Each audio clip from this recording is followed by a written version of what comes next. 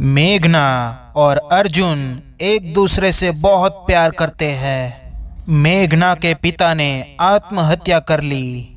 Postmortem room में मेघना को विश्वास ही नहीं हुआ जब डॉक्टर ने कहा कि उसके पिताजी का तो दिल ही नहीं था। अंतिम संस्कार के वक्त गंगा जल की शीशी अचानक गर्म हो गई। मेघना को वहां पर एक तांत्रिक दिखाई दिया जिसे वो पहले भी सपनों में देख चुकी थी। पिता के जाने के बाद मेघना पूरी तरह से टूट चुकी थी।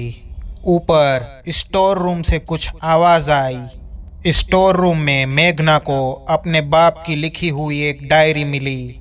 उस डायरी में मेघना की माँ के बारे में बहुत सारी बुरी बातें लिखी हुई थी। ये सारी बातें जानकर मेघना के दिल में अपनी माँ के लिए नफरत भरने लगी। मेघना ये नहीं जानती थी कि ये सब उसके पिता की रचाई हुई एक साजिश है। मेघना को अचानक ही दौरा पड़ने लगा। वो एक ऐसी अजीब सी दुनिया में चली गई जहां पर उसके पिता की आत्मा उसे भटकाने के लिए बेकरार थी। एक बाप ने अपनी बेटी के दिल में जहर भर दिया। मेघना बदला लेने के लिए अपनी माँ के घर चली आई, लेकिन उसकी माँ राधिका को अपनी बेटी के सामने आने से डर लगने लगा। मेघना ने अपने नए पिता से कहा कि वो इस घर में रहना चाहती है और मेघना के नए पिता ने खुशी से मेघना का स्वागत किया। रात में मेघना ने अपने पिता के कहने पर घर में जल रहे अखंड दिए को बुझा दिया, जिससे एक तांत्रिक की काली शक्तियों ने घर में प्रवेश कर लिया।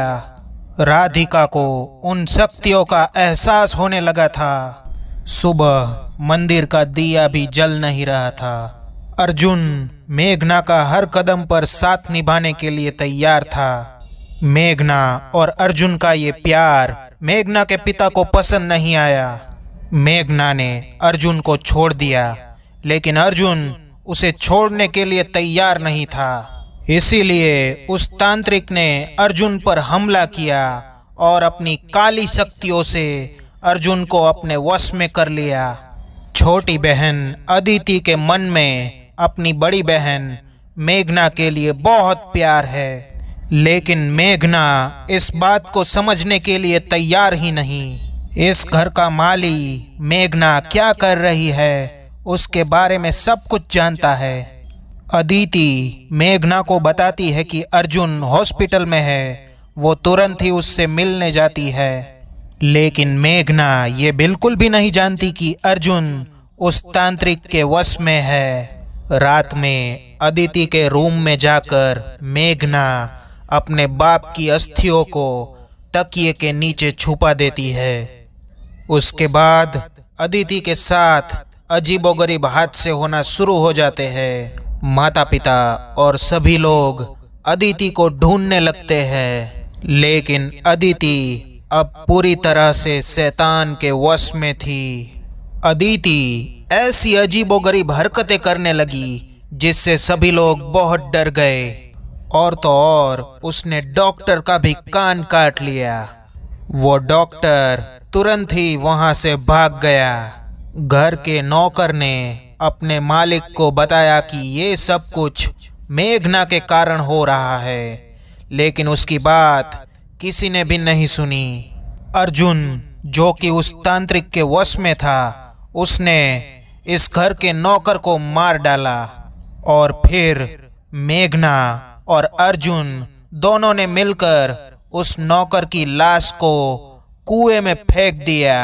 घर की ऐसी हालत देखकर मेघना ने फैसला किया कि वो अर्जुन के साथ वापस लौट जाएगी, लेकिन ट्रेन में मेघना को पता चल गया कि अर्जुन उस तांत्रिक के वश में है।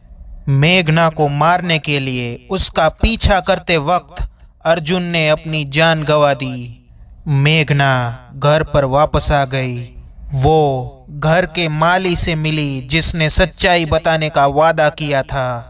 उसने मेघना को उसकी माँ राधिका की लिखी हुई एक किताब दी उस किताब में उसके बाप की काली करतूतों के बारे में सारी सच्चाई लिखी हुई थी। सारी बातें जानने के बाद मेघना ने अपने माता पिता से माफ़ी मांगने की कोशिश की, लेकिन उसने जो पाप किया है वो माफ़ी के लायक नहीं।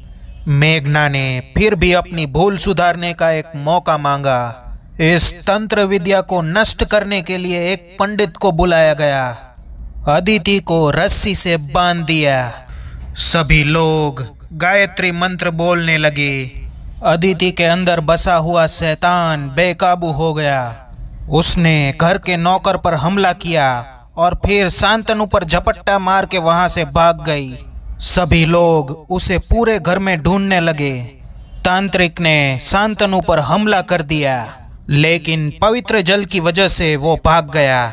मेघना के पापों की वजह से उसके मुंह से मरा हुआ चूहा बाहर निकला।